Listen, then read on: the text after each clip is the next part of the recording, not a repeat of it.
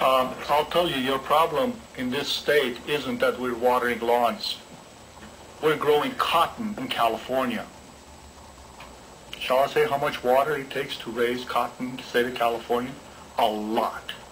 You have to plant the cotton. We grow rice. It's in rice paddies. That's the problem. The amount of water we use for grass is minuscule, the amount of water they waste. We don't need to raise rice in here. You raise rice in South Carolina, North Carolina, when you have the bog that is naturally occurring.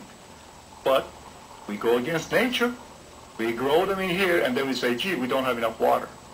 Now let me tell you one thing.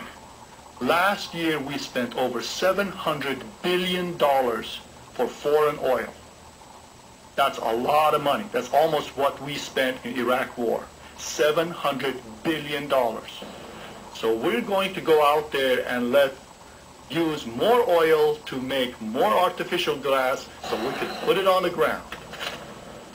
You know, we have our priorities wrong. Before we go out there and allow synthetic material to be on our front lawns, which kills bees like there is no tomorrow, and if there are no bees, I don't need to tell you, there is no fruit, there's no food, you starve. So before we run out there under the auspices of saving water, let us do some research.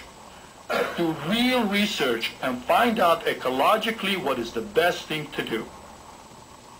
Do you want the city to look like Arizona? You walk in there, you got nothing but a bunch of pebbles, a couple of cactuses in here and there, because that's what we're heading to, and all a bunch of artificial grass out there. Yeah, it's great, I don't have to mow it, but think about it. When you put this grass with all the trees and the flowers around it, how do you pick up all the leaves and everything else when you have all these pebbles in that grass that you don't want to pick up because it costs you a lot more to put more of the plastic and rubber in? So we need to do a little bit more thinking before we jump in there and say, well, it's just easy, I don't have to mow it. Hell, I will save a lot of money. I don't have to pay the gardener to come and mow it. But is that really what we want? We talk about reducing the carbon footprint in this country. We don't want to use or burn anything because it creates CO2. Well, guess what plants use for food? CO2. They turn the CO2 into oxygen during the days. And grass, believe it or not, you can check it. Go to Google and Google it. 100 square foot of grass, turf, can generate enough oxygen for one human being. We don't look at those things, we take it as granted. We don't do research, we just come in and say, oh well, we don't have enough water, so what do? Let's just put rocks out there, let's put more synthetic stuff out there, and then we run around and try to figure out, gee, why are people having so many problems with their asthma and so many chemicals that are out there, all the polyvinyl chlorides that are out there? Well, guess what? This is what we do. We overreact. So, you know, I'm not a genius.